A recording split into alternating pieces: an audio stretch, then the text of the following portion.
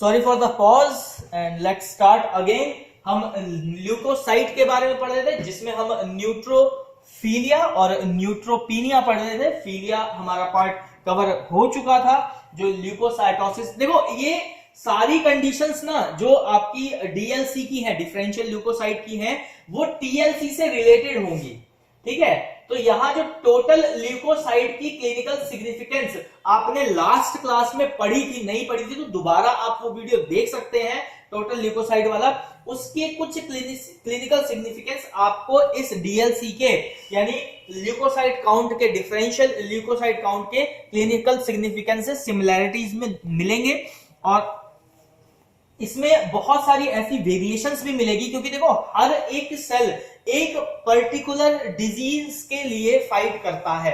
ऐसा नहीं है कि एक पर्टिकुलर डिजीज मतलब सिर्फ एक ही पे करेगा, बाकी पे नहीं करेगा, नहीं करता है, लेकिन स्पेसिफिक टाइप्स पे ही कर पाता है। ठीक, जैसे आपने इम्यूनोग्लोबिन्स जब पढ़े होंगे, जिसमें आपने IgA, IgE,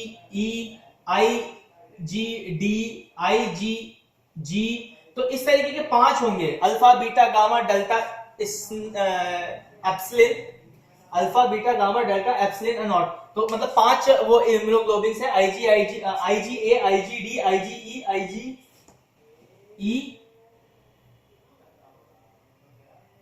और IgD। ठीक है, तो ये 5 आपने इम्यूनोग्लोबिन्स पढ़े होंगे। तो इनका क्या है, शेप साइज हर बैक्टीरिया के लिए चेंज होता रहता है, हर इन्फेक्शन के लिए चेंज होता रहता है, अपने साइज को क्या करते हैं, चेंज करते रहते हैं टाइम टू टाइम। तो ल्यूकोसाइट्स में भी ऐसा ही होता है कि ल्यूकोसाइट क्या करता है, हर एक पर्टिकुलर डिजीज के अपने जो उसका फंक्शनल मॉर्फोलॉजी है, जो फंक्शनल तरीका है, वो मॉडिफाई करता रहता है, चेंज करता रहता है, जिससे डिफरेंट डिफरेंट काइंड्स ऑफ जो अटैक्स हैं आपके फॉरेन पार्टिकल से, वो डिफेंड कर सके। तो अब बात करते हैं इसमें लिम्फोसाइट की। तो बढ़ने कंडीशन को हम क्या बोल रहे थे, लिम्फोसाइटोसिस, और घटने वाली कंडीशन को हम बोल रहे थे लिम्फोसाइटोपीनिया। तो लिम्फोसाइट्स, सबसे पहले हम इसमें ये देख लेते हैं कि भाई हमारा जो लिम्फोसाइट का साइज है वो क्या है। तो जब हम लिम्फोसाइट्स का सेल स्ट्रक्चर पढ़ रहे थे, यानी हिमेटोपोइसिस वाला पार्ट जब पढ़ रहे थे, तो उसमें आप देख रहे थे 2 टाइप के लिम्फोसाइट आप पढ़ रहे थे, स्मॉल एंड लार्ज। तो जो लार्ज लिम्फोसाइट है उसका जो सेल साइज है वो होता है 10 to 14 माइक्रोन मीटर।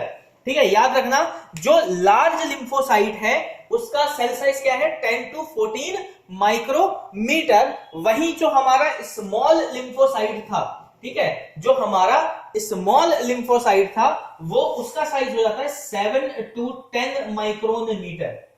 समझ में आई बात? यानी 2 सेल हम पढ़ रहे थे common myeloid common lymphoid progenitor में। तो लिम्फॉइड में 2 पार्ट डिवाइड हो रहा था, लार्ज एंड स्मॉल। तो लार्ज वाले का साइज क्या हो गया, 10 to 14 माइक्रोन मीटर, और स्मॉल का हो गया आपका 7 to 10 माइक्रोन मीटर। न्यूक्लियस क्या होता है, तो ल्यूकोसाइट है, यानी ग्रेन्यूल्स नहीं होंगे। देखो मैं बार बार एक ही चीजों को रिपीट नहीं करूंगा, एक ओवरव्यू दे रहा हूं क्लिनिकल सिग्निफिकेंस का, आप उसे अपने दिमाग में याद रखें और उसको क्रॉस मैच करते रहें। अगर नहीं है तो पुरानी वीडियो देख लें एक बार, ब्लड के ऊपर की और ल्यूकोसाइट, टोटल ल्यूकोसाइट के ऊपर की, ग्रेन्यूल्स सेल का स्ट्रक्चर बना लें, एक चार्ट तैयार कर लें, उस चार्ट को सामने रखें तो बहुत आसानी से आपको समझ में आएगा। तो न्यूट्रोफिल क्या था, फिल लगा हुआ था। मैंने बताया था पहले कि अगर वर्ड के पीछे फिल लगा है यानी ग्रेन्यूल्स प्रेजेंट है, और वर्ड के पीछे अगर साइट लगा है तो ग्रेन्यूल्स एब्सेंट है, यानी ग्रेन्यूल्स नहीं है। तो ये क्या है, न्यूक्लियस प्रेजेंट है, ग्रेन्यूल्स प्रेजेंट नहीं है। और साइज क्या हो गया, बड़े वाले का हो गया 10 से 14 और छोटे वाले का हो गया 7 से 10। ठीक है, अब इसके अंदर क्या है, न्यूक्लियस एक बहुत बड़ा न्यूक्लियस होता है। जब आप इसका सेल स्ट्रक्चर देखोगे तो ये सेल है, इसके अंदर जो न्यूक्लियस का पार्ट है वो बहुत बड़ा होता है, एजेस पे बहुत हल्का हल्का सा लाइट कलर दिख रहा होता है, रेस्ट ये डार्क कलर का सेल दिखता है आपको। ठीक है, स्टेनिंग की जाती है आपके इसमें जो स्टेनिंग यूज होती है, स्टेनिंग कौन सी होती है, लिस्मन स्टेन। हेमाटोलॉजी में सबसे ज्यादा इसमें लिस्मन स्टेन की जाती है। अब ल्यूकोसाइटोसिस जो है, कंडीशंस जो है वो है आपकी वायरल और लॉन्ग टर्म क्रॉनिक डिजीजेस। यानी क्रॉनिक डिजीजेस किसी भी टाइप की क्रॉनिक डिजीजेस हो, अब डिजीजेस आपको हर चीज बताऊंगा, जैसे ट्यूबरक्लोसिस है, ठीक है, कोई अदर कैंसर कंडीशंस है, तो उसमें क्या है आपका ल्यूकोसाइट्स बहुत ज्यादा नजर आएगा आपको। कोई बैक्टीरियल कंडीशन, सॉरी कोई वायरल कंडीशंस हैं, ठीक है, वायरल इन्फ्लामेटरी कंडीशंस हैं, उसमें आपका बढ़ा हुआ आएगा ल्यूकोसाइट। तो ये कंडीशंस है, क्रॉनिक में क्या हो रहा है आपका ल्यूकोसाइट बढ़ जा रहा है, और एक्यूट में क्या हो रहा था अभी आपका न्यूट्रोफिल बढ़ रहा था। कंपेयर करते हुए चले इस चीजों को। फिर अब आ जाते हैं ल्यूकोसाइटोपीनिया, यानी कम किस कंडीशन में हो रहा है। तो जैसा आप जानते हैं कि भाई ये क्या है, हमारे फाइटिंग सेल्स हैं, यानी लड़ने वाले सेल्स हैं, एक डिफेंडर सेल्स हैं। तो ऐसे कोई वायरस इंफेक्शन, वायरस से होने वाले इंफेक्शन अगर आपकी बॉडी में अटैक करते हैं, जैसे HIV, HCV, एड्स जो है, तो जैसे HIV है तो एड जो HIV है, अगर आपका HIV वायरस जो है वो अटैक करेगा तो वो सबसे पहले लिम्फोसाइट्स की काउंट को कम कर देता है, यानी डीनेचर्स करने लगता है, सेल को तोड़ने लगता है। तो ल्यूकोसाइटोपीनिया जो कंडीशन है वो ज्यादातर किस में देखने को मिल जाती है, वो आपकी मिल जाती है HIV की कंडीशंस में। इतना क्लियर हो गया? विनीत, आशा, प्रिया, अंजलि, रानी, ठीक है। देखो कंफ्यूजन हो दोबारा पूछ लेना, गलत मत याद रखना, ठीक है। अब आ जाते हैं हम दूसरे, यानी 2 सेल्स हमने अभी कवर कर लिए ल्यूकोसाइट में। अब तीसरे आते हैं हम मोनोसाइट्स पे, ठीक है। तीसरा सेल है हमारा मोनोसाइट। एक बार मैं आपको सारे सेल्स से पहले एक इमेज दिखाना चाहूंगा कि आप एक इमेज अपने फिर भी देख लें। ये इमेज चाहे तो आप अपने फोन पे इमेज खोल के आप हर एक सेल की एक इमेज देख के उसको बना के अपने पास रख लें, और एक इमेज भी आइडियल एक इमेज याद रखनी चाहिए आपको हमेशा कि कौन सा सेल कैसा दिख रहा है। आते हैं मोनोसाइट के ऊपर। तो मोनोसाइट पहले तो ये जानना है कि भाई दिखता कैसा है, मोनोसाइट दिखता कैसा है। कौन बताएगा भाई मोनोसाइट कैसा दिखता है? कौन बताएगा? आशा, आप बताएं मोनोसाइट सेल दिखता कैसा है?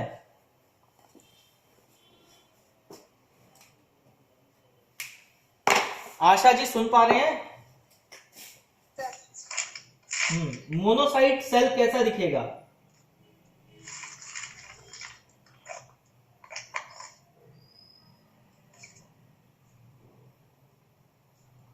मोनोसाइट और बेसोफिल जो है ना वो माइक्रोस्कोप पे बड़ा सिमिलर सा दिखता है, बहुत कंफ्यूजन होती है, कई बार मोनोसाइट काउंट करके बेसोफिल लिख देते हैं। तो इसलिए ध्यान रखना होता है जब आप मोनोसाइट देखें तो आपको पता होना चाहिए कि उसका शेप साइज कैसा है, कलर स्टेनिंग कैसी है।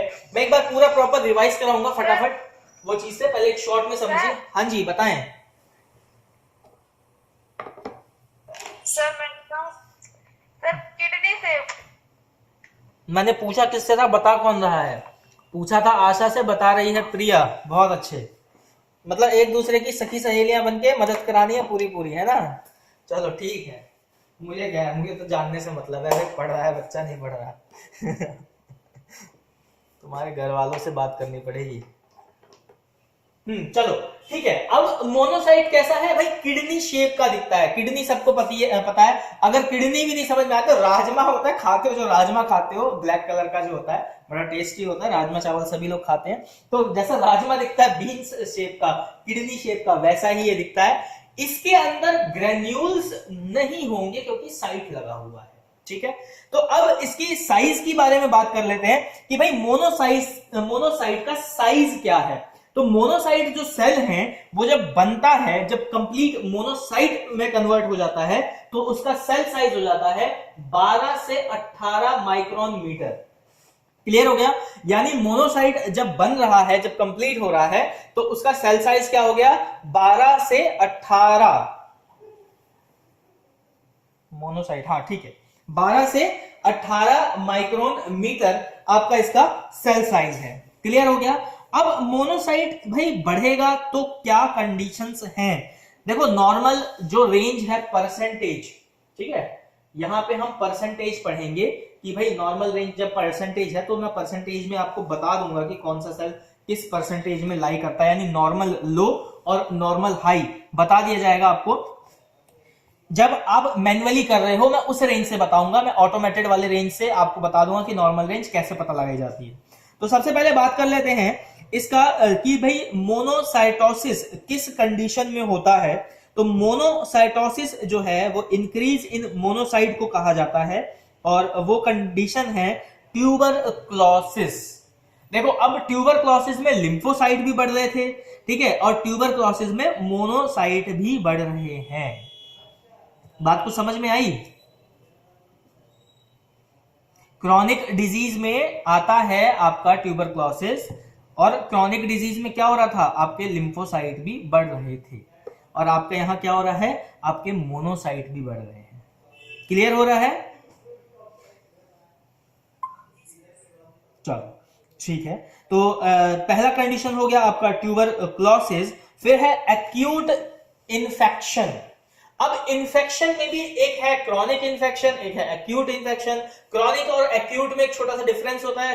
क्रॉनिक का मतलब होता है लॉन्ग टर्म चला हुआ आ रहा है, या पहले हो चुका है दोबारा से हो गया है, मेमोरी सेल में पड़ा हुआ था, कहीं पे एक आधा बच गया था, वो डेवलप होना शुरू हो गया, वो फिर से वो बीमारी आ गई, तो इन्फेक्शन वो दोबारा से हो गया। इसका सबसे बेस्ट एग्जांपल है कि भाई आपको कहीं पे ईचिंग एलर्जी होती है, वो क्या होता है, अगर आपने मेडिसिन का कोर्स पूरा नहीं किया तो वो दोबारा होने के चांसेस होते हैं। कोर्स का मतलब है कि जब वो ठीक भी हो जाते हैं तो उसके भी 1-2 दिन तक मेडिसिन को कंटिन्यू रखना होता है। जब डॉक्टर मेडिसिन प्रिस्क्राइब करता है तो कई मेडिसिन बोलता है ना आपको कि आपको एक कोर्स करना पड़ेगा, इसका 12 दिन का कोर्स है, इसका 15 दिन का कोर्स है। That is for the 100% result, कि भाई 100% वो चीज वहां से हट जाए, वो बैक्टीरिया का एक भी पार्ट या कोई इंफेक्शन का एक भी पार्ट ना रह जाए।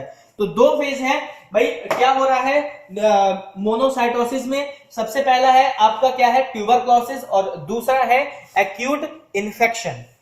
अब बात कर लेते हैं कि भाई मोनोसाइटोपीनिया यानी कम होने की कंडीशन, मोनोसाइट के कम होने की कंडीशंस क्या क्या है। तो सबसे पहला है आपका हैरी सेल ल्यूकीमिया, ठीक है, और दूसरा आ जाता है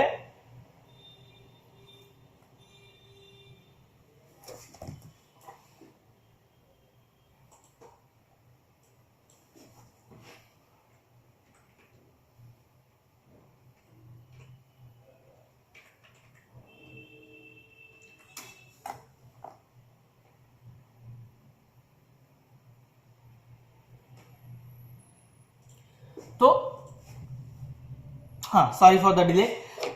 आपका जो मोनोसाइटोपीनिया है, बेसिकली ये क्या है, तो ये वो कंडीशंस है जब आपका क्या हो रहा है, मोनोसाइट कम हो रहे हैं। तो सबसे पहला जो कंडीशंस आ रहा है इसका, ये बेसिकली मोनोसाइट जो है ज्यादातर ना जब ड्रग यूज किए जाते हैं आपकी बॉडी में, किसी ट्रीटमेंट के लिए कोई ड्रग यूज किया जा रहा होता है, उस टाइम पे मोनोसाइट का कम होना लाजमी हो जाता है। क्योंकि ड्रग क्या करता है, बेसिकली ड्रग भी एक तरीके का आपका ये कह सकते हो कि इम्यून सेल्स को ब्रेक करता है, ठीक है, आपकी इम्यूनिटी को वीक करता है कई ड्रग। तो अर्थराइटिस में जो ट्रीटमेंट होती है, ठीक है, अर्थराइटिस की ट्रीटमेंट है, या ब्रीदिंग प्रॉब्लम की जब कंडीशंस हो जाती हैं, या कोई कैंसरस कंडीशंस हो जाती है, आईज से रिलेटेड कुछ प्रॉब्लम होती है, तो उस सारी कंडीशंस में क्या है, आपका मोनोसाइट जो है, ठीक है, कुछ डिजीज कंडीशंस और कुछ ट्रीटमेंट कंडीशंस, ठीक है, ये दोनों कंडीशन में क्या है, आपका मोनोसाइट जो है वो क्या होता है,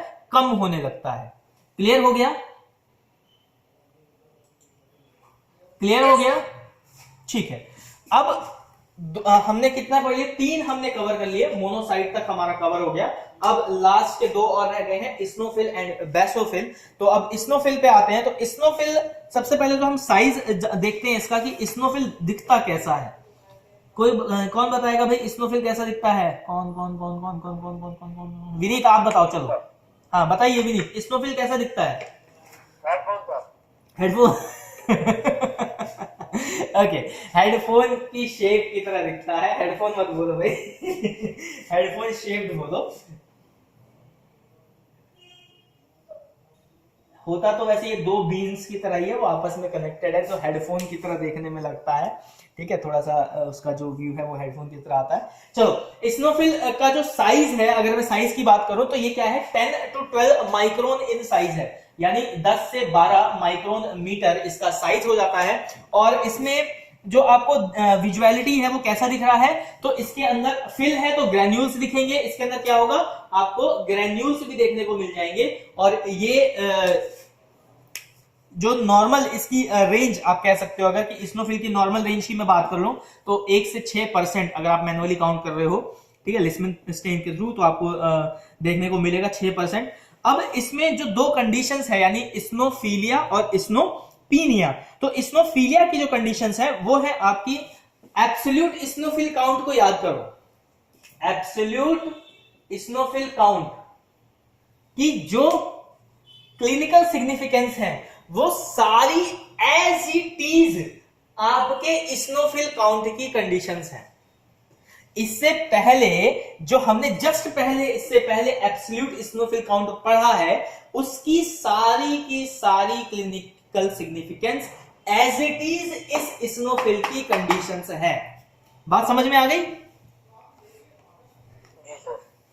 बताने की जरूरत है स्नोफिल के बारे में या इतने में ही सफिशिएंट है? रानी जी, बताने की जरूरत है या समझ में आ गया इतने में ही? सर एक बार एक्सप्लेन कर दीजिए। एक बार बता देते हैं, चलो ठीक है। तो स्नोफिलिया जो है वो बेसिकली स्किन डिजीज, यानी स्किन से रिलेटेड कोई भी डिजीज होगी, चाहे वो एलर्जिक हो चाहे वो बैक्टीरियल हो, जो स्किन सरफेस पे है, ठीक है, वो सारी क्या करेगी, आपके स्नोफिल काउंट को क्या करेगी, बढ़ा देगी। फिलिया यानी बढ़ाएगी। और डिजीज जो है वो एक्यूट इन्फ्लामेटरी, जो भी आपकी बॉडी में कंडीशंस होगी, अगर एक्यूट है और इन्फ्लामेटरी है, यानी वहां से इन्फ्लामेशन हो रहा है, स्टेजेस जो है इन्फ्लामेशन के वो अगर हो रहा है, तो वहां पे आपका क्या होगा, स्नोफिल काउंट कम हो जाएगा, जिसे हम स्नोपीनिया के नाम से जानते हैं। इसीलिए डर्मेटोलॉजिस्ट, जो स्किन स्पेशलिस्ट डॉक्टर जिन्हें हम बोलते हैं डर्मेटोलॉजिस्ट, वो ज्यादातर स्नोफिल काउंट की डिमांड करते हैं। वो ये देखते हैं कि भाई स्नोफिल काउंट क्या हो रहा है, बहुत ज्यादा है या बहुत कम है, उसके बेसिस पे वो फिर मेडिसिन की डोज का कैलकुलेशन करके सेट करते हैं कि पेशेंट को क्या डोजेस देनी चाहिए, या कोई ऑइंटमेंट देना है तो क्या क्या किस एमजी का, कितने एमजी का ऑइंटमेंट पेशेंट को प्रोवाइड कराना है ट्रीटमेंट के लिए। तो ये था स्नोफिल का। देखो ज्यादा नहीं है, बहुत डिटेल में नहीं पढ़ा रहा हूं, उसका रीजन है प्रैक्टिकल फेस है। अगर इसे थ्योरी की तरह पढ़ाऊंगा तो बहुत लंबा हो जाएगा।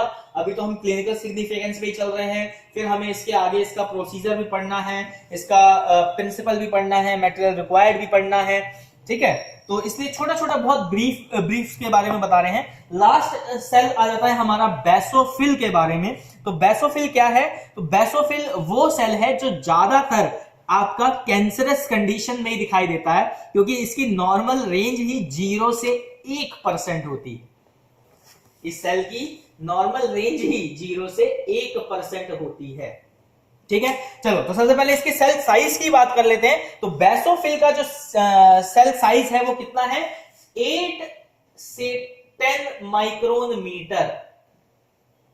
क्या है, 8 से 10 माइक्रोन मीटर इसका सेल साइज है, इसका बेसोफिल का। जो इसकी शेप है, बेसोफिल की जो शेप है वो कैसी शेप होती है,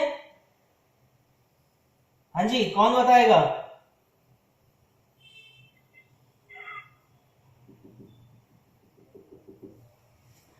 बेसोफिल की शेप कोई बता सकता है, डिफाइन कर सकता है भाई?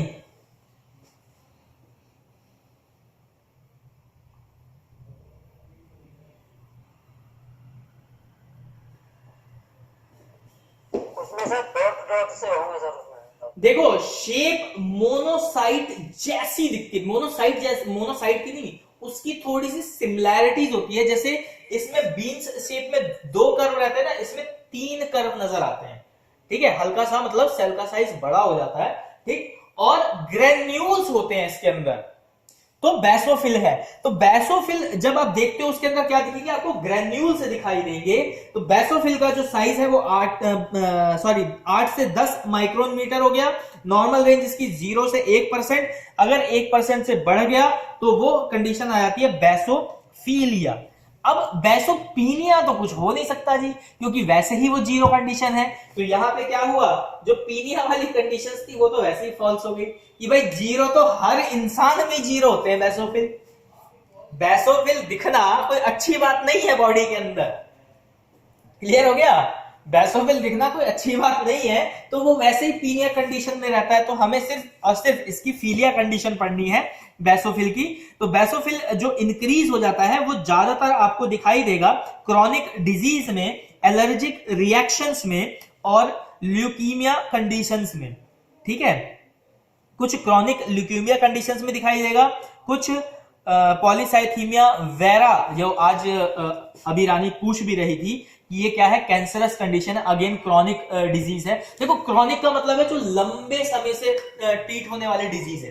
तो क्रॉनिक डिजीज में, ठीक है, कुछ एलर्जिक इंफेक्शंस में, सॉरी एलर्जिक रिएक्शंस में आपको क्या होगा, बेसोफिल्स दिखाई देगा, ठीक है। और ये 2% से बढ़ जाएगा या 1% से बढ़ जाएगा। इतनी बात क्लियर होगी सबको? जी सर। ठीक है, अब आते हैं इसका कुछ एक बार जल्दी से शॉर्ट रिवीजन कर लेते हैं नॉर्मल रेंज के बारे में। तो न्यूट्रोफिल का जो नॉर्मल रेंज है, देखो मैं बात कर रहा हूं जब आप इसको प्रैक्टिकल फेज में लिस्मन स्टेनिंग कर रहे होंगे तब की। तो नॉर्मल रेंज की अगर मैं बात करूं तो 40 से 80% जो है वो न्यूट्रोफिल होता है, 1 से 6% जो है वो आपका स्नोफिल होता है, 0 से 1% जो है आपका बेसोफिल होता है, और 20 से 40% आपका ल्यूकोसाइट होता है, और 2 से 10% आपका मोनोसाइट होता है। अगर मैं इसको एक सीक्वल ले लूं कि सबसे हाई फिर लो फिर लो फिर लो सबसे लो, तो हम इसको ऐसे देखते हैं, neutrophil 40 to 80%, lymphocyte 20 to 40%, then आपका monocyte 2 to 10%, then eosinophil 1 to 6%, and last basophil 0 to 1%। I hope कि आपको ये नॉर्मल रेंज भी क्लियर हो गई होगी, सेल का structure, size as a clinical significance phase आपको क्लियर हुआ होगा। इतना समझ में आया तो आगे बढ़े। चलो ठीक।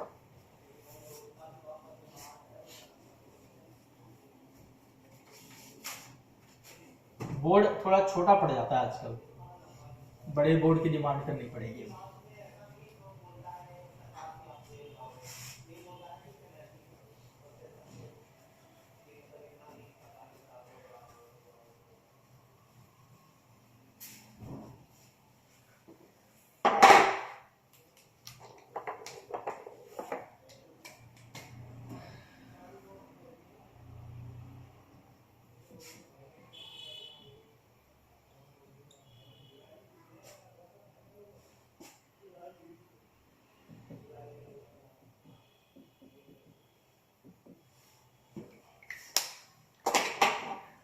ठीक है जी, तो अब बात करते हैं इसके सिद्धांत की, यानी प्रिंसिपल की।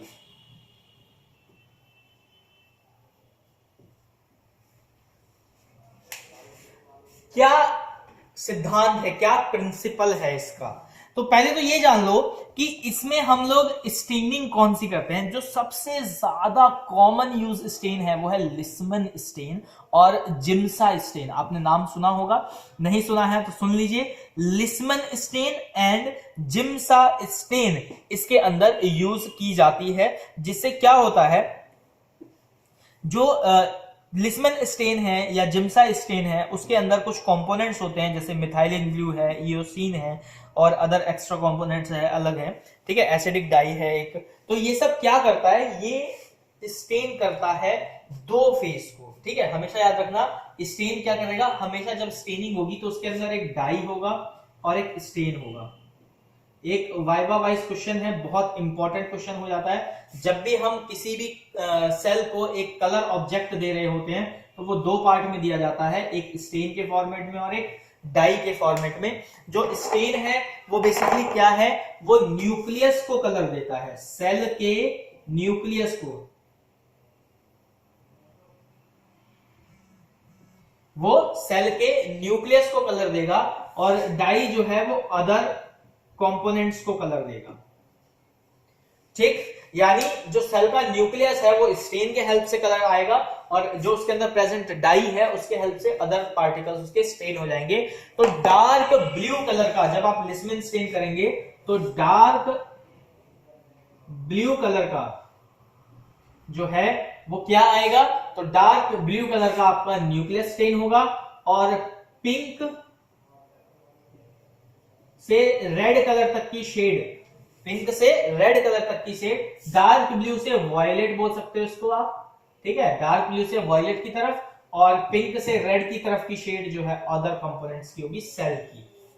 ठीक, जब आप लिस्मन स्टेन करते हो एक ब्लड सैंपल को और आप जब उसको ऑब्जर्व करते हो माइक्रोस्कोप में तो आरबीसीज तो बहुत सारे दिखते हैं, ठीक है, बल्क में दिखाई देते हैं। डब्ल्यूबीसीज कहीं कहीं दिखाई देंगे। आपका जो सेल स्ट्रक्चर फील्ड जब आप बनाओगे देखोगे तो क्या होगा, ये एक माइक्रोस्कोपिकल फील्ड है। ये क्या है, एक माइक्रोस्कोपिकल फील्ड है। अभी मैं प्रिंसिपल समझाऊंगा तो उसके लिए समझने के लिए 2-3 चीजें समझना जरूरी है, वो समझते रहें। इसके अंदर आपको बहुत सारे आरबीसी दिख जाएंगे, ठीक है, मैं रेड कलर से हल्के हल्के से ऐसी सर्कल से बना रहा हूं, इरेगुलर सर्कल्स। तो ये बहुत सारे आपको आरबीसी इस तरीके से अंदर दिख जाएंगे और जो ग्रीन से मैं बनाने जा रहा हूं ये कुछ डब्ल्यूबीसी सेल्स उससे बड़े साइज के दिखेंगे, ठीक है, आरबीसी के साइज के कंपैरिजन में आपको डब्ल्यूबीसी सेल्स बड़े दिखाई देंगे।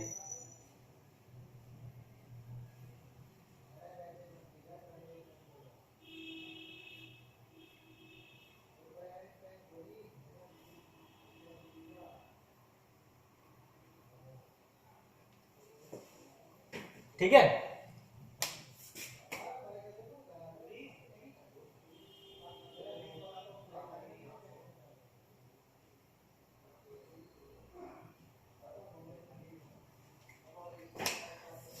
तो एक फील्ड के अंदर आरबीसीज बहुत दिखाई दे रहे हैं, फिर उसमें प्लेटलेट्स भी दिखाई देंगी, कुछ डार्क डार्क सी, आपको ब्लैक से मार्क कर दे रहा हूं, ठीक। तो रेड कलर से जो मार्क है वो आरबीसीज हो गए, जो ग्रीन कलर से मार्क किया मैंने इसमें वो डब्ल्यूबीसीज हो गए, जो ब्लैक कलर से मार्क किया वो प्लेटलेट हो गई। तो इस तरीके से अभी तो मैंने सारे सेल एक ही फील्ड में दिखा दिए हैं, लेकिन ऐसा नहीं होता है, एक एक दो दो सेल्स दिखाई देते हैं क्योंकि फील्ड बहुत ज्यादा एक्सटेंडेड होती है, बहुत बड़ी होती है। ऑयल इमर्शन लेंस पे आप इसको देख रहे होते हो और काउंट कर रहे होते हो, जिसे हम 100x कहते हैं, तो यानी 100 गुना, ठीक है, जो आपका इमेज है, जो ऑब्जेक्ट है उसकी इमेज 100 गुना बड़ी दिखाई दे रही होती है आपको।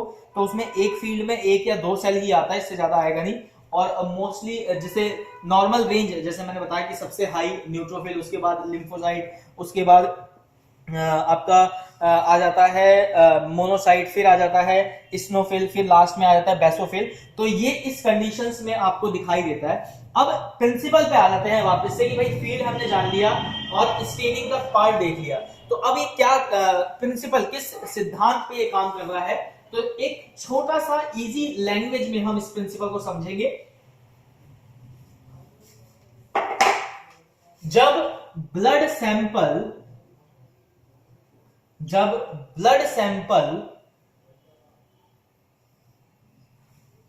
क्या बनाते हैं हम इसकी, थिन फिल्म स्मेयर, ठीक है, ब्रैकेट में स्मेयर, थिन फिल्म यानी पतला स्मेयर, बिल्कुल थिन, पेपर की तरह आर पार दिखने वाला।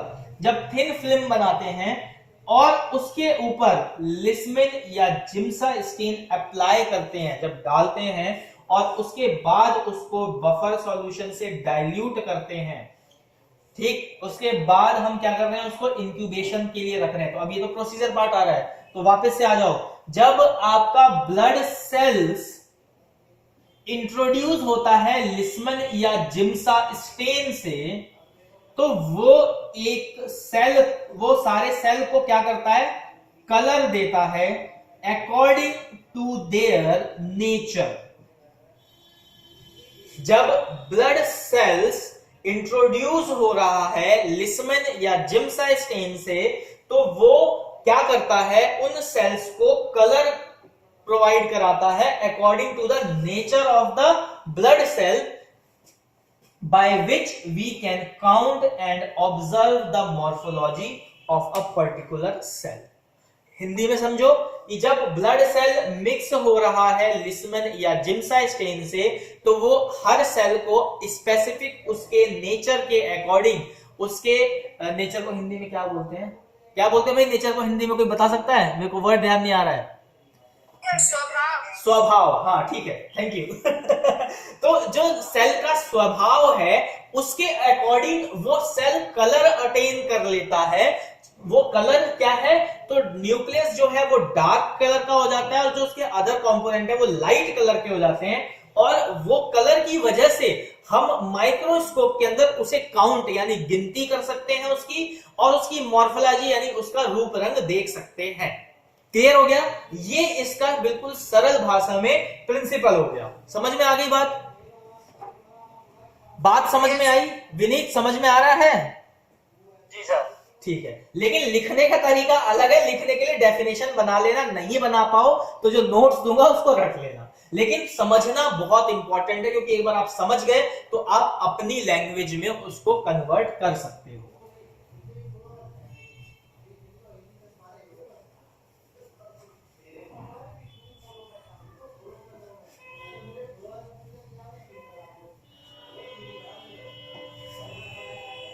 तो हमने भाई 3-4 चीजें पढ़ ली अभी तक। क्या क्या पढ़ लिया? तो भाई ल्यूकोसाइट क्या होते हैं, ल्यूकोसाइट कैसे बनते हैं यानी पॉइसेस के बारे में पढ़ लिया। ल्यूकोसाइट बढ़ जाएंगे, कम हो जाएंगे, क्लिनिकल सिग्निफिकेंस वो भी जान ली। उसके बाद ल्यूकोसाइट में भी हम डीएलसी की बात कर रहे हैं, डिफरेंशियल ल्यूकोसाइट की बात कर रहे हैं, और उसमें हमने ये भी देख लिया कि प्रिंसिपल किस सिद्धांत पे हम लोग उसकी स्क्रीनिंग कर रहे हैं। अब आ जाते हैं भाई रिक्वायरमेंट पे कि क्या क्या चीजें चाहिए होती है डिफरेंशियल ल्यूकोसाइट काउंट के लिए। तो हमारा नेक्स्ट टॉपिक आ रहा है, इसके साथ में सब टॉपिक जो है रिक्वायरमेंट। थोड़ा सा आज क्लास हो सकता है थोड़ी 1-2 मिनट लेंदी हो जाए, तो उसके लिए घबराइएगा मत, आराम से बैठिए, इंटरेस्टिंग रहेगी क्लास, इंटरेस्टिंग बनाने की कोशिश करूंगा मैं। अब रिक्वायरमेंट में सबसे पहली चीज भाई हम क्या देख रहे हैं? सेल देख रहे हैं, तो क्या चाहिए? माइक्रोस्कोप चाहिए। सबसे पहली रिक्वायरमेंट माइक्रोस्कोप। भाई सेल कौन सा देख रहे हैं? ब्लड वाला देख रहे हैं, तो ब्लड सैंपल चाहिए। अब ब्लड सैंपल कौन सा चाहिए? तो आप दोनों ब्लड सैंपल ले सकते हो, होल ब्लड भी ले सकते हो, ईडीटीए ब्लड भी ले सकते हो। इसके अलावा कोई ब्लड मत लेना, होल ब्लड या ईडीटीए ब्लड, ठीक है, क्योंकि इन दो ही ब्लड में सेल मॉर्फोलॉजी रहती है। होल ब्लड को हम इमीडिएटली प्रोसीजर पे डाल देते हैं। अच्छा, एक नोट और कर लेना, एक नोट बना लेना अपने साथ में कि जो हम फिल्म बनाते हैं यानी जो हमारा स्मेयर बनता है, ठीक है, जो हमारा स्मेयर होता है वो बेसिकली डेड सेल का होता है। दो तरीके की स्लाइड बनती है, live cell slide and dead slide. तो ये जो स्टेनिंग वाला पार्ट है जिसके अंदर भी हम स्टेन यूज कर लेते हैं और सेल को फिक्स कर देते हैं, वो आपकी डेड सेल स्मेयर होता है, ठीक है। और जो लाइव सेल होता है उसमें क्या होता है, आप डाइल्यूशन मिलाते हो, ठीक है, और सेल मूव करता हुआ कलर की, खाली आप थोड़ी देर के लिए वो लाइव रह पाता है, क्योंकि ऑब्वियसली सी बात है जब आप उसको डाइल्यूट करोगे, उसके ऊपर कुछ एसिडिक बेसिक कंपोनेंट्स डालोगे, तो क्या होगा, वो अपनी एबिलिटी जो है, अपनी उसकी क्षमता है काम करने की, वो लूज करने लगेगा, ठीक है, क्योंकि इसको जो रिक्वायरमेंट चाहिए वो नहीं मिल पाएगा। तो ये याद रखना कि जो स्मेयर होता है वो मोस्टली क्या होता है, आपका डेड सेल का होता है। तो आगे आ जाते हैं, ब्लड सैंपल क्या हो गया जी आपका, ईडीटीए या होल ब्लड। उसके बाद हमने ये भी देखा कि भाई हम इसमें स्टेनिंग कर रहे हैं, तो क्या है, लिस्मन स्टेन चाहिए होगी या जिम्सा स्टेन चाहिए होगी, या जो भी स्टेन, अगर कोई एक्स्ट्रा स्टेन भी है तो आप वो भी देख सकते हैं। मैं कॉमन स्टेन के बारे में बता रहा हूं। तो दो तरीके की स्टेन हो गई, उसके साथ का बफर सॉल्यूशन भी चाहिए होगा, ठीक है, जो लिस्मन स्टेन का या जो जिम्सा स्टेन का है, जिससे हम उसको डाइल्यूट करेंगे। हमें अब भाई स्टेन करना है तो स्टेनिंग रैक चाहिए होगा, ग्लास स्लाइड चाहिए होगी क्योंकि स्मेयर भी बना रहे हो आप उस पे, ठीक है। और क्या चाहिए होगा, ग्लास स्लाइडर भी चाहिए होगा क्योंकि उसके ऊपर एक स्लाइडर की हेल्प से आप स्मेयर बनाओगे। और क्या चाहिए होगा, तो टेस्ट स्लाइड रैक चाहिए होगा जिसपे आप स्लाइड रखोगे, ठीक है। ड्राई रैक चाहिए होगा जिसमें आप ड्राई करोगे। तो बहुत सारे, इसमें बहुत सारे कंपोनेंट्स आने वाले हैं भाई। जो मेजर है उनकी बात कर लेते हैं। माइक्रोस्कोप चाहिए, ब्लड चाहिए, लिस्मन स्टेन चाहिए, अब इस स्टेनिंग के प्रोसीजर वाला जो रिक्वायरमेंट है, चाहे वो स्लाइड हो, चाहे स्लाइड रैक हो, चाहे वो कोई अदर स्टेनिंग के रिलेटेड कोई चीजें हो, ठीक है। तो इसमें जो रिक्वायरमेंट्स है वो क्या है, वो बहुत बढ़ने वाली, बहुत ज्यादा रिक्वायरमेंट है। ज्यादा रिक्वायरमेंट ध्यान नहीं रखनी है, सिर्फ कुछ कुछ चीजें याद रखनी है।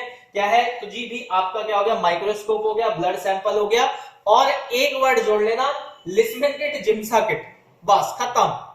लिस्मन किट और जिम्सा किट और स्मेयर प्रिपरेटिंग किट, स्मेयर को बनाने वाली जो किट है, किट लगा दिया पीछे तो उसके अंदर उसके सारे कंपोनेंट्स आ गए, ड्रायर रैक भी आ गया, स्लाइडर भी आ गया, ग्लास स्लाइड भी आ गई, ऑटोमेटिकली वो अंडरस्टूड होता है कि भाई उसके अंदर क्या क्या चीजें हैं। हाँ, लेकिन अगर वाइवा वाइज में कोई पूछ ले तो आपको पता होना चाहिए कि किट के अंदर क्या क्या होता है। हम जब स्मेयर बना रहे होते हैं तो उसमें हमें किट में क्या क्या चाहिए होता है, लिस्मन स्टेन की किट में क्या है, जिम्सा स्टेन की किट में क्या है, इंडिविजुअली आपको वो पढ़ना जरूरी है।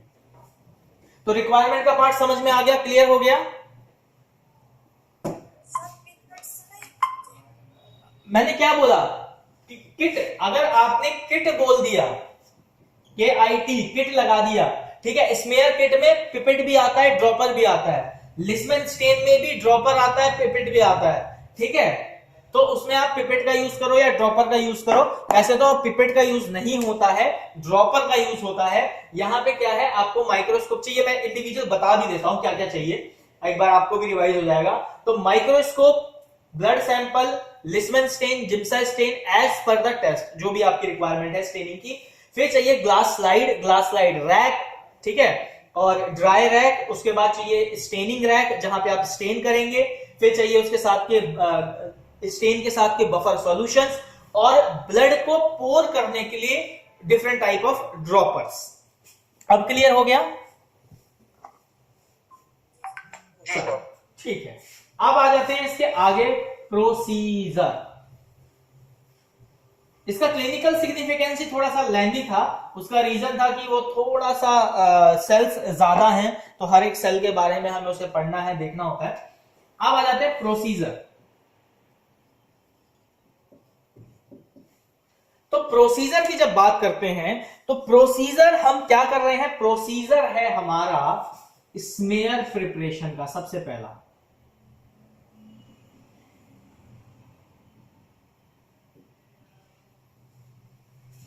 डायग्रामेटिकली हेल्प से समझाऊंगा, जो स्टेप्स हैं आप लैंग्वेज अपनी बना सकते हैं तो वेल एंड बेटर, नहीं बना सकते तो आपको नोट्स प्रोवाइड रहेंगे, आप वहां से देख के लिख लीजिएगा।